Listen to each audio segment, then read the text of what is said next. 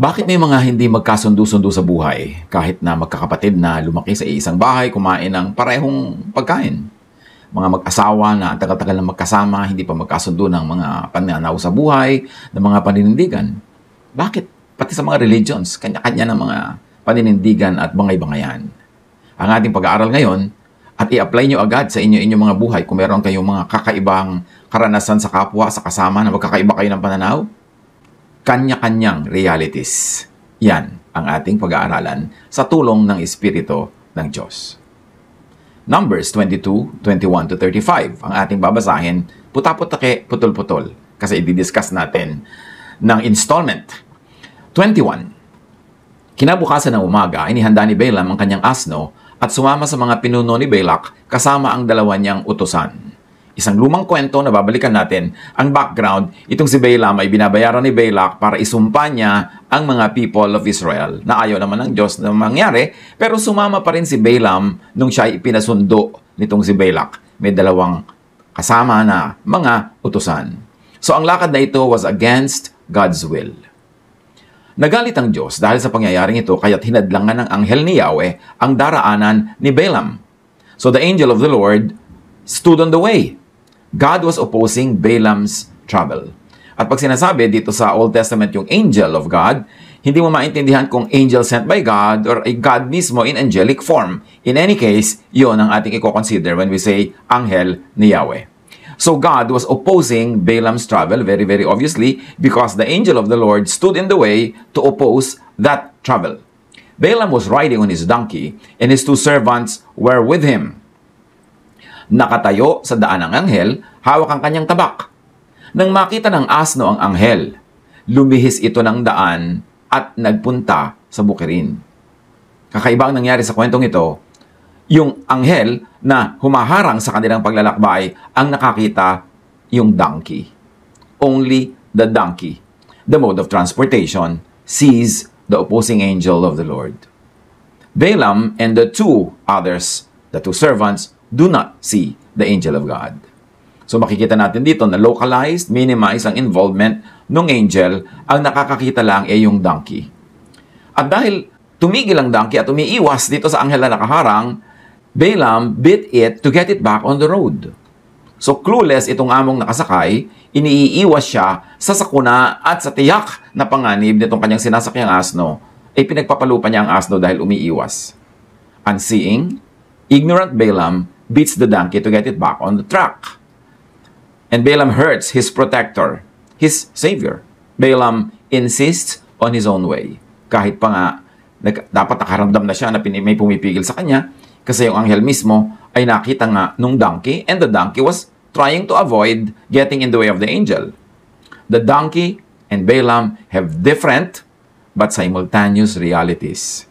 Yan ang sinasabi natin, kanya-kanyang reality. Umiiwas yung donkey kasi nakikita niya yung nakaharang na anghel na may hawak na tabak.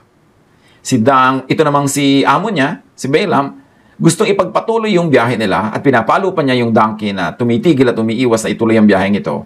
Kasi hindi naman niya kita yung panganib. Magkaiba ng nakikita ang dalawang ito, bagamat nakaharap sila sa isang direksyon at nasa isang maliit na lugar na kinilalagyan nila yung pinagkaiba ng kanilang nakikita. Interestingly, sa quantum physics, sinasabi dyan, if there are two or more observers, the state of the particle will be different for different observers. Kanya-kanya ng estado yung particle kung may kanya-kanyang observers. One particle can have more than one outcome or state. In other words, facts can actually be subjective and reality will be different depending on who observes. Yan ang sinasabi ng quantum physics na ngayon ay kitang-kita nating nagaganap sa kwentong ito. Dalawang pananaw, dalawa ang nakikita, magkaiba sila ng realidad. Now, sa buhay natin, unseeing people could beat those that see, could hurt their protectors or their saviors. Pag kami mga taong bulag, maaaring saktan pa nila yung nakakakita na nag-iiwas sa kanila sa panganib. Ganyan yung mga asawa na pinipigil ng kanyang kabiyak, na kitang-kita ng kabiyak na patungong sa panganib, ayaw papigil, nagagalit pa. Ganyan-ganyan yung mga anak na pinipigil ng magulang, na dahil sa edad ng magulang at karanasan, alam na tinatahak na landas ng anak ay patungo sa kapahamakan, magagalit pa yung anak at sasaktan yung magulang in many different ways. Ganyan din ang mga mamamayan. Kung hindi nila nauunawaan ang ginagawa ng kanilang mga pinuno at sila iniiwas sa panganib, nagagalit pa sila. Magkakaiba kasi ng pananaw, magkakaiba ng nakikita. Luke 13:34-35. Jerusalem, Jerusalem, you who killed the prophets and stoned those who sent you. Sabi ni Jesus, how often I have longed to gather your children together, as the hen gathers her chicks under her wings, and you were not willing. So dito kinakausap ni Jesus ang Israel, na sila pa ang pumapatay sa mga propetang ipinapadala ng Diyos. And of course, sila nga ang pumatay kay Jesus, na talagang the ultimate prophet na padala ng Diyos, kasi iba ang kanilang pananaw, iba ang kanilang gustong makita. So yung mga may kaliwanagan, yung nakakakita, sinasaktan nila o pinapatay pa nga because they were unwilling to hear. Sabi ni Jesus, look, your house is left to you desolate. I tell you, you will not see me again until you say, blessed is he who comes in the name of the Lord.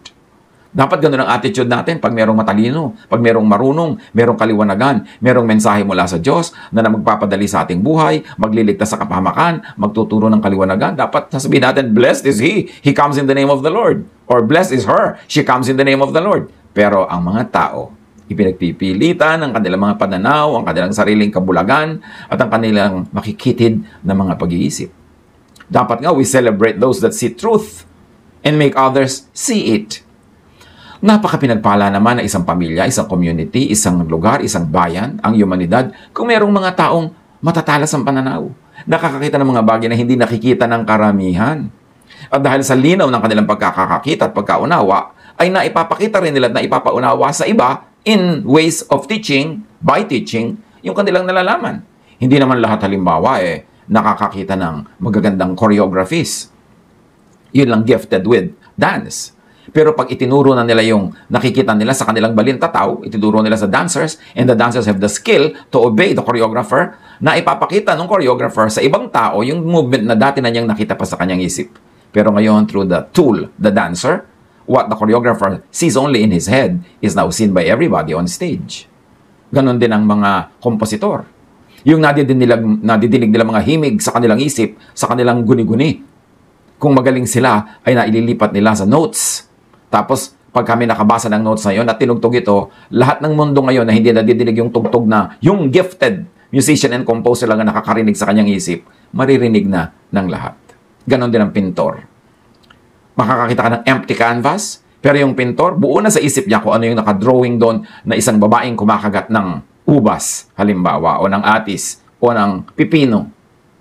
Pero hindi pa natin kita yon.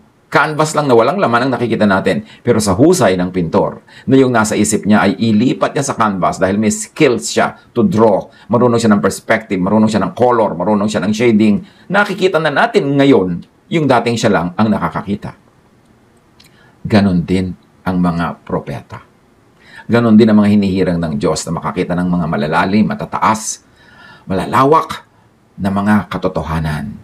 Yung hindi nakikita ng ordinaryong tao, pagka naunawa at nakita noong propeta, noong gifted, noong pinagkalooban ng Diyos, sa kanyang maliwanag na pagkakaalam nito, pagkakaunawa, pagkakagagap, at sa maliwanag niyang paglilipat ng karunungan ito sa pamamagitan ng pagtuturo, sa paggagamit ng mga salita, ng mga illustration, ng lifestyle, and then makikita na rin ng karamihan yung spiritual wisdom na kung sila lang on their own, di naman nila makikita. God has gifted humanity with such priests. Ano bang ginagawa ng priest? Di ba, namamagitan mula sa taas at sa baba? Kaya maraming mga religious images, lagi ang kamay, dalawa nakaganyan, yung isa nakababa, yung isa nakataas. Kasi yung nakataas nakakonect siya sa heaven, yung baba nakakonect siya sa tao, sa lupa. Ibig sabihin, siya ay isang priest, isang dinadaluyan ng spiritual blessing. Ganun yung representation ng maraming nakikita nating religious images. Now, yung teacher, yung prophet, ganun din. May connection siya sa taas. Nakakakonekta yung kanyang diwa na hindi nakokonektahan ng karaniwang tao. Pero dahil sa ibinigay din sa kanya na gift, not only of seeing, but also in gift in making people see through his or her skill in communication, na ipapaunawa din niya sa iba yung mga gift. At sabi ni Jesus, kayo, Israel, pinapatay niyo yung mga ganyan. Regalo sa inyo ng Diyos sa mga propeta, pero pinapatay niyo. Dapat, sabi ganun, hindi niyo na ako makakaulayaw hanggang hindi kayo handang sabihin that blessed is he who comes in the name of the Lord. So, anong nangyari dito sa magamong ito? Magkaiba sila ng nakikita, so magkaiba sila ng gustong gawin. Pero dahil may kapangyarihan itong si Balaam, pinapalo niya ang donkey, so the donkey, napilitan ng donkey na magpatuloy. Torn between two realities and two worlds. May realiting siya nakakakita at may realiting nakikita ng kanyang amo. Pero nagamit ang kapangyarihan ng bulag, so hinampas yung nakakakita. Sa pagpapatuloy, ang anghel naman ni Yahweh ay tumayo sa makitid na daan sa pagitan ng ubasan at ng pader. So nung una maluwag ang daan, tumayo lamang yung anghel sa kanilang dadaanan, lumihis ang donkey.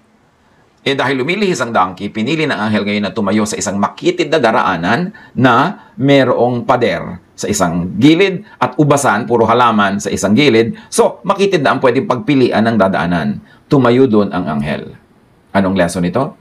Heaven narrows down and limits Balaam's chances at proceeding and extended to us, people's chances at proceeding.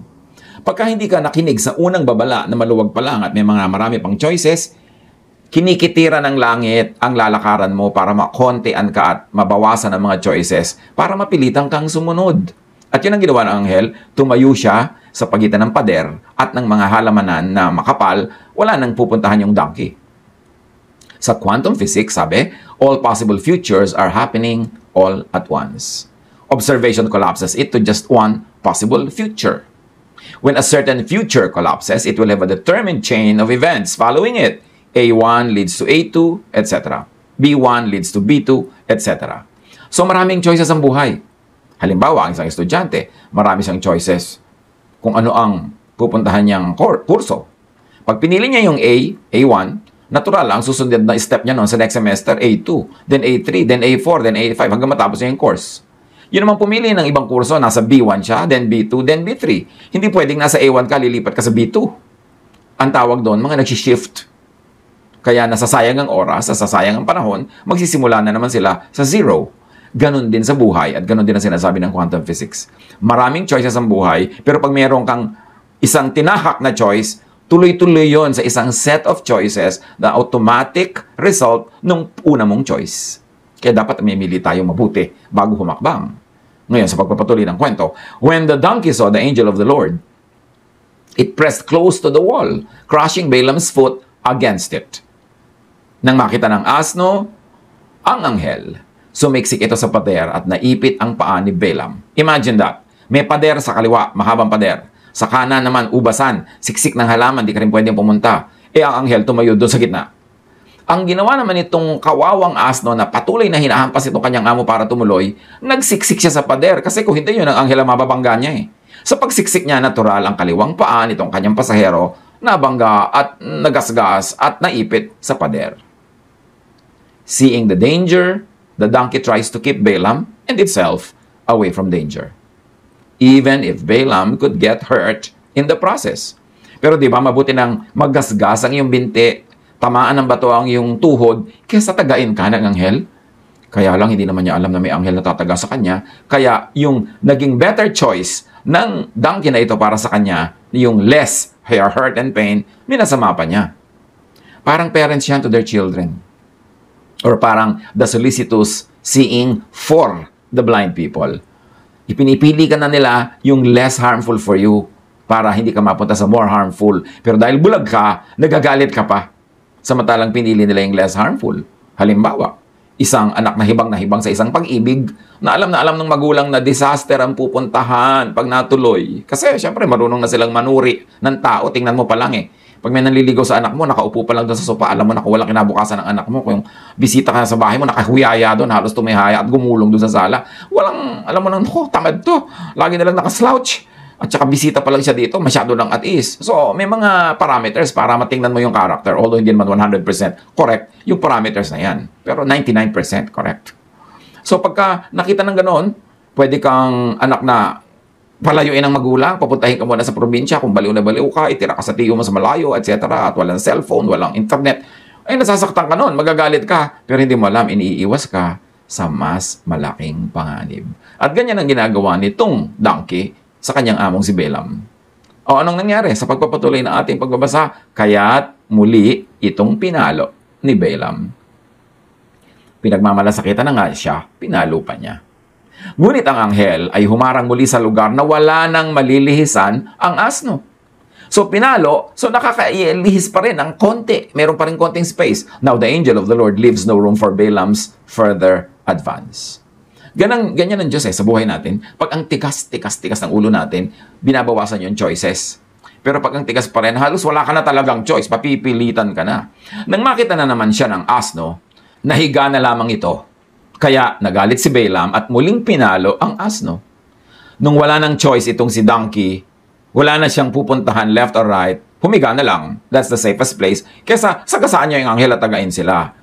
Dahil hindi nga nakikita ni Balaam ang anghel, muli niyang pinalo ang asno. The seeing donkey takes the only option left. Lie down. That is to stop moving forward.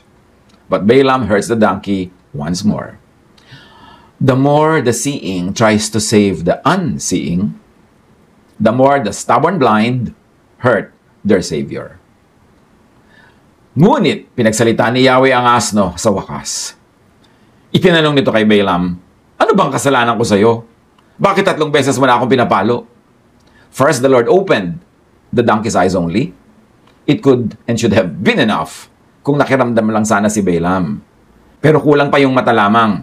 Binuksan na rin pati bibig. Makikita nyo na kung nakinig lang sana tong si Balaam sa simula pa lang, tama na dapat Yung bumalik na sila, wala nang lecture, wala nang paluan. Pero ang pilit, so ngayon, dumating na sa ganito, humantong na sa ganito. Those with open eyes, those who see, are also given the gift of speech, as we have seen. Ipinakita sa iyo ng Diyos ang katotohanan, bibigyan ka rin niya ng bibig para magsalita. Lalo't matikas ang ulo noong hindi pa makuha sa pakiramdam.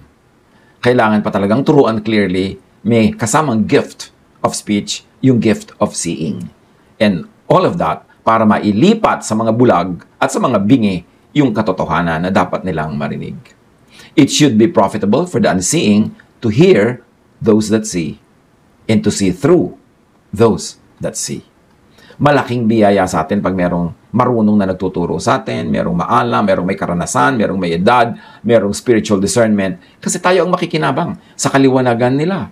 Now, the donkey did not know na siya lang ang nakakakita. At least, that's what we see from the verses. Hindi naman sinabi sa atin ng verses na alam ng donkey na siya lang So, nagtataka rin siya. Bakit siya pinapalo? Bakit siya pinaparusahan samantalang maganda ang ginagawa niya? Pero patuloy pa rin siya naging matapat na donkey hanggang sa kaduluduluhan na lang na hindi na siya pwedeng hindi kumibo kasi buhay at kamatayan na talaga yung nakalaan doon, yung nakataya.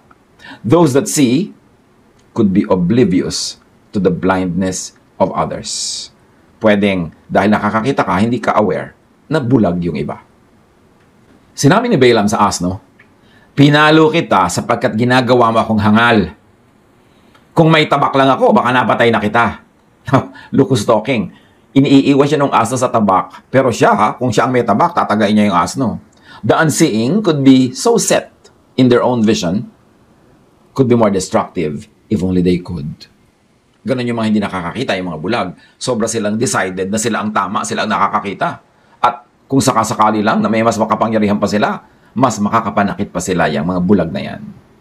Sinabi ng asno kay Balaam, hindi ba't ako ang iyong asno? At sa simula pa'y ako lang ang sinasakyan mo? Ginagawa ko ba ito sa'yo? Hindi. Sagot ni Balaam. So the donkey appeals to history, to track record of faithfulness and correctness. Yung mga Balaam dyan, dapat i-apply ito. No? Apply this to parents, to guardians, to teachers, to leaders. Kung ang track record ng inyong boss, ng inyong employer, ng inyong manager, ng inyong magulang, ng inyong elder, ng inyong advisor, maganda, mabuti, puro mabuti ang ginagawa nila sa inyo, pag dumating yung punto na parang hindi kayo nagagandahan, nasasaktan kayo sa ginagawa niya, isaalang-alang niya yung nakaraan. Isipin yung, hindi naman siya talaga masama sa akin, mabuti naman siya. So, ba't ganito siya? Siguro may dahilan. So, dapat tayo mag-isip ng dahilan. Bigyan natin ng space sa utak natin. Hindi yung ipagpipilitan lang natin ang ating gusto at papaluin natin, parurusahan natin yung kay tagal-tagal ng mga loyal sa atin. Dapat tayo mag-isip, loyal naman to, ang tagal-tagal na, mabait to. Bakit na kaya nagkakaganyan? Huwag tang tayo magpabulag sa kagustuhan nating mag-proceed sa gusto nating gawin. Tayo ay makiramdam. Sa sandaling ito, ipinakita ni Yahweh kay Balaam ang anghel na nakatayo sa daan at may hawak pa ring tabak. Kaya't nagpatira pa si Balaam. Sa wakas, Balaam is made to see. Balaam gets off the donkey, stops his advance, bows low, humbles himself, falls face down, and surrenders totally. Nung makita niya yung anghel, kinilabutan siya na siya pala kanina pa pinagmumuntik-muntikan ng mataga. Sa wakas, lumagay siya sa tamang dapat niyang kalagyan. Tinanong siya ng anghel ni Yahweh, bakit 3 beses mo nang pinalo ang iyong asno? Sadyang humaharang ako sa daan sapagkat mali ang binabalak mong gawin. Tuwing makikita ako ng asno ay lumilihis ito. 3 beses na niyang ginagawa ito. Kung hindi siya lumihis, baka napatay na kita. Ngunit siya'y hindi ko sasaktan. So ang linaw-linaw ng anghel, sabi niya, palo ka ng palo sa donkey mo, siya nga nagliligtas sa'yo. Kung talagang hindi pa siya lumihis at hindi siya tumigil, tatagain kita. Pero siya, hindi ko tatagain kasi ikaw naman yung guilty at hindi siya. Why beat the donkey that sees, that serves you well, that defers to the angel of the Lord that saves you? I-apply natin yan agad sa buhay natin, mga kapatid. Sino ang mga donkey sa buhay natin na mas nakakakita, mas malinaw ang isip, mas may concern sa atin, at kahit na pinaparusahan natin, pinapahirapan, tinitikis, ay patuloy pa rin nagmamalasakit sa atin. I-apply agad yan. Sino? Dapat nyo yan mahalin, dapat nyo alagaan, hindi paluin at hindi natin gawa ng masama. Insisting on blindness, on ungodly enterprise, on cruelty to one's helper and savior could lead to death or to many forms of death. Sino ang mga anghel na nag-iiwas sa atin sa kamatayan? Sino ang mga anghel na nag-iiwas sa atin sa kapahamakan? Sino ang mga donkey na nakakakita ng pinupuntahan nating danger at tayo iniiwas kahit tayo magalusan, kahit tayo masaktan ng konti, kasi naman tayo mamatay? Sino ang mga donkey dyan na pinaparusahan natin, pinapagalitan, pinapalo natin samantalang iniiwas na nga tayo sa kamatayan? O in smaller terms, iniiwas tayo sa mga sakuna, kasama sa ba natin sa bahay, kasama natin sa trabaho, pero tayo pa itong nagagalit samantalang may concern na nga sila sa atin. Balaam said to the angel of the Lord, I have sinned. Sa wakas, na-realize niya. But to sin here doesn't always have to mean to commit a moral mistake, because to sin means I have missed the point. I have missed the mark. The Hebrew word kata means to fail or to miss the target, and this is where the word sin comes from. Yung tinranslate. Yung kasalanan, sa Tagalog, sala, hindi ibig sabihin laging gumagawa ka ng masama o mali. Ibig sabihin lang, naghulang ka. Tulad ng sa Laguna o sa Quezon na Tagalog, pag sinabing, ay, sumala, ibig sabihin, hindi mo na-shoot yung bola, sumala, pero hindi ka naman masama. Yung meron kang tina-target, hindi tumama, ay, sala. So, hindi ka naman mali. Ibig sabihin lang, hindi mo na-hit, hindi mo na bullseye, at yun yung kasalanan na madalas ay ginagamit sa Bible na word. Hindi ibig sabihin gumagawa ka ng napakamali o napakarumi. Hindi mo lang na-hit yung target. Kinapos ka. At sabi ni Balaam, nagkasala ako. Seeing, light, enlightenment, liwanag, kaliwanagan, that is all important. Kasi pagka hindi ka naliliwanagan, hindi ka nakakakita, magkakasala ka. You will miss the point. You will miss your target. So sabi niya, I did not realize you were standing in the road to oppose me. Now, if you are displeased, I will go back. Academic naman, sasabihin pang if you are displeased, hinaharang na nga siya. Seeing, light, enlightenment, liwanag, kaliwanagan, should lead to pagbabagong loob and to obedience. Pag in-apply natin itong kwentong ito sa ating buhay, when life does not go the way you want it, plan, have embarked on, and begun, makiramdam sa pangyayari. Makiramdam sa donkey ng iyong buhay. Makiramdam sa angel of the Lord. Job 38:36. Who has put wisdom in the inward parts or given understanding to the mind? Siyempre ang Diyos. Ang angel of the Lord. Ang prophet of the Lord. Kailangan marunong tayong makinig, makiramdam. Huwag tayong papalag-palag agad pagka medyo kakaiba't hindi tayo sumasangayon. Makinig tayo. Lalo kung may track record yung tao na siya ang madalas o laging nagiging tama, siya ang dinadaluyan ng pagpapala, ng karunungan, liwanag. Tingnan natin yung history, yung track record, para matuto tayong makinig at makiramdam kahit hindi tayo sangayon agad. Ephesians 1:17, I keep asking that the God of our Lord Jesus Christ, the glorious Father, may give you the spirit of wisdom and revelation so that you may know Him better. So, kailangan ng spirit, kailangan ng revelation to know God better. It means we really don't know God that much. So pag may nagpapaliwanag, papakita ng mga hindi pa natin dating nakikita, magpasalamat tayo. James 1:5, if any one of you lacks wisdom, you should ask God, who gives generously to all without finding fault, and it will be given to you. Sa neuroscience, the human mind is wired to see patterns. Not only does the brain process information as it comes in, it also stores insights from all your past experiences. When we subconsciously spot patterns, the body starts firing chemicals in both the brain and gut.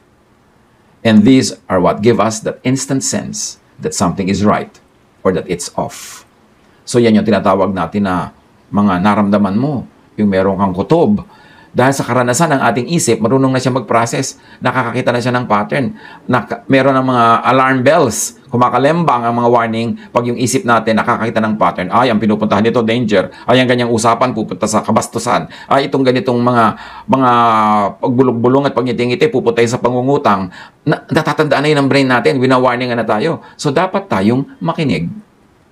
Pag may pattern, ang pagpigil, pagharang sa'yo, ang kabiguan, frustration, ang pain, makiramdam sa pangyayari sa donkey, sa angel of the Lord.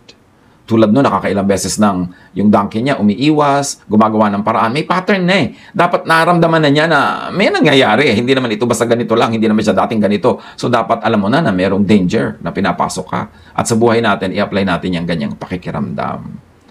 Minsan, hindi mo alam, bakit kaya bigat ang dugo ko sa tao na ito? Bakit kaya wala akong tiwala sa kanya? Wala naman akong pruweba na hindi siya honest. Bakit kaya may kutob na ako?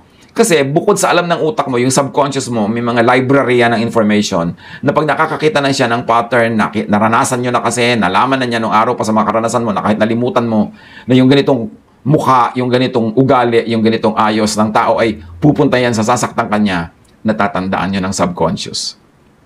Natatandaan ng brain natin.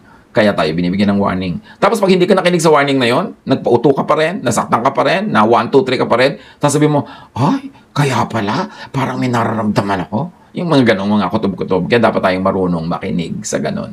Sigurado naman na itong Balaam na to, kinutuban na sa mga nangyayaring pagsuway sa kanya ng kanyang donkey eh. Kaya lang sobra siyang determined sa kanyang personal interest to go on, kaya hindi siya nakinig sa kutob, hindi siya nakinig sa babala. Proverbs 16:25, there is a way that appears to be right, but in the end, it leads to death. Mag-isip-isip tayo kung saan pumupunta ang mga ginagawa natin, ang ating behavior.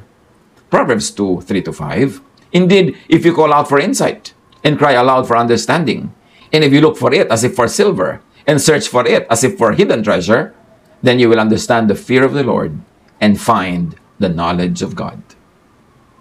Proverbs 4:7, the beginning of wisdom is this, get wisdom. Though it cost you all you have, get understanding. Sa psychology, sabi, highly experienced individuals tend to compare patterns when making decisions. They're able to recognize regularities, repetitions, and similarities between the information available to them and their past experiences. So all of this, wired yung brain natin para tayo i-protect sa mga possible danger and possible hardships and pain. Do not trust an obsession when it clearly shows or even just remotely suggests ungodliness. And it could mean moral law is being broken or natural law, common sense, is being broken. Psalm 111:10. The fear of the Lord, which we should also read as common sense, yung fear of the Lord, is the beginning of wisdom. All who follow His precepts have good understanding. So do not trust an obsession when it clearly shows or even just remotely suggests breaking of natural and scientific laws. Dapat tayong makinig. Pero wala, against common sense yata ito. Against science yata ito. Ecclesiastes 7:12, wisdom is a shelter as money is a shelter. But the advantage of knowledge is this, wisdom preserves those who have it. Dapat lagi tayong makikinig sa knowledge, sa wisdom, common sense. At pagka nagbabangga-bangga yung religious sense natin at common sense, hindi ibig sabihin magkabangga ang Diyos at ang science. Kumisan, ang magkabangga lang yung kakayahan nating unawain at pag-isahin yun sa loob ng ating utak.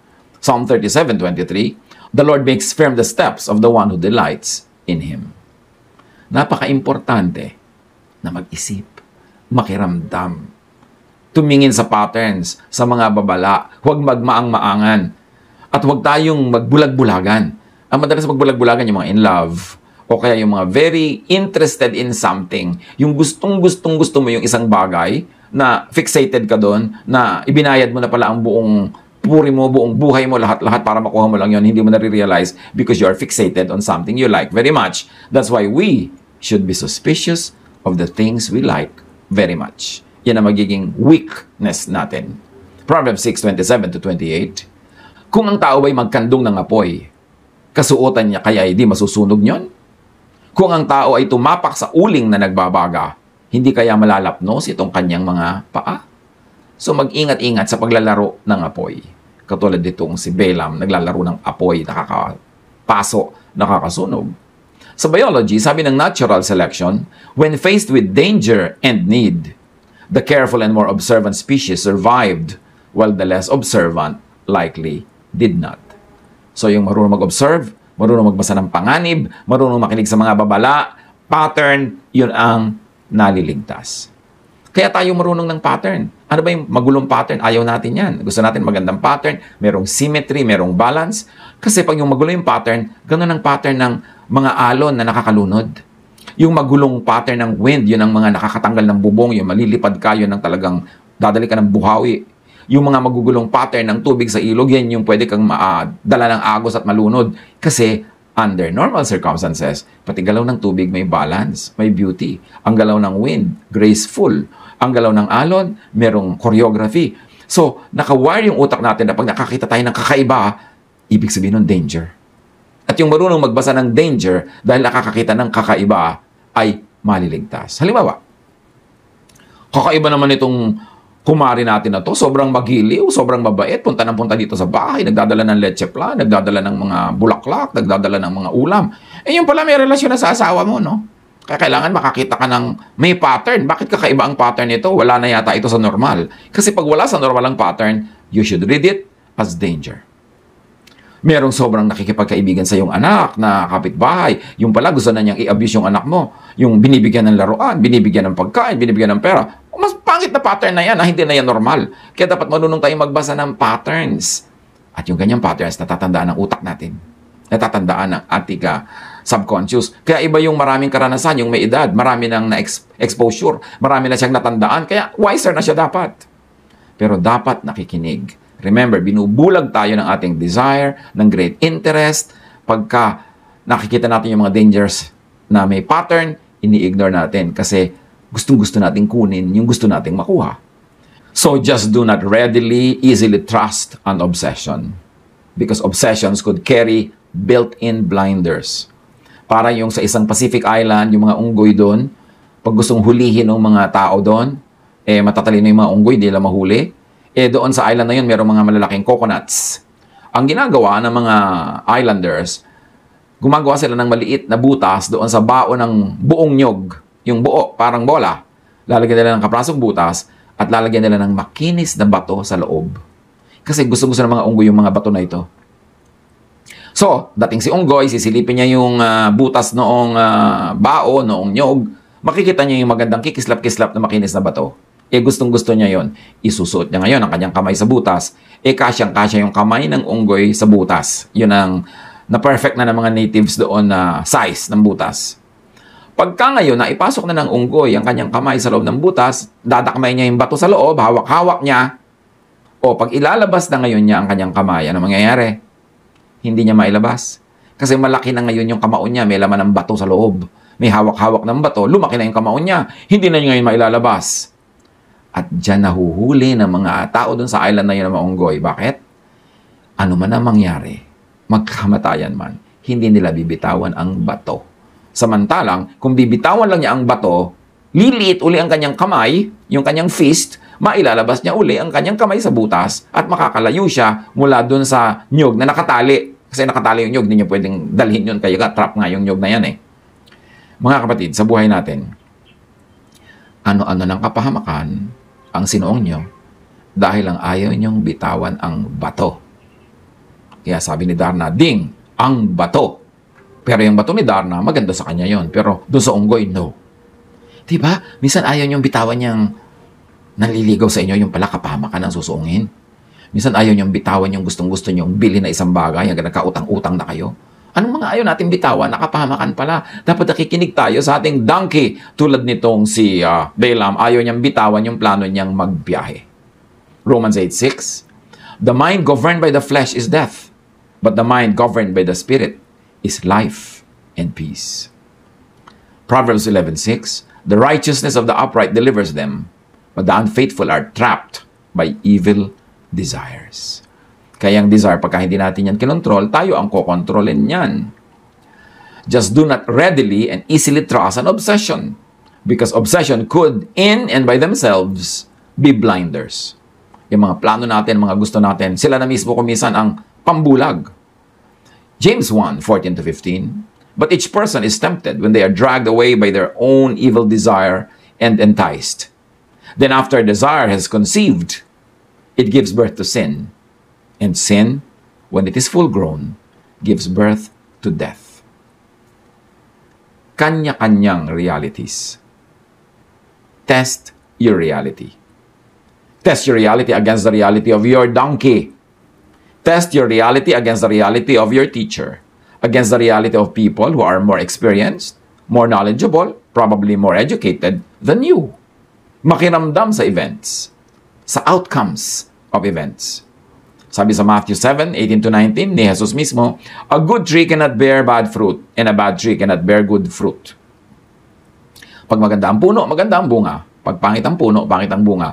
So kung ang ating nakikita mga bunga ay pangit, pangit ang puno. Tulad nung nagagasgas na yung mga tuhod nitong si Balaam sa bato.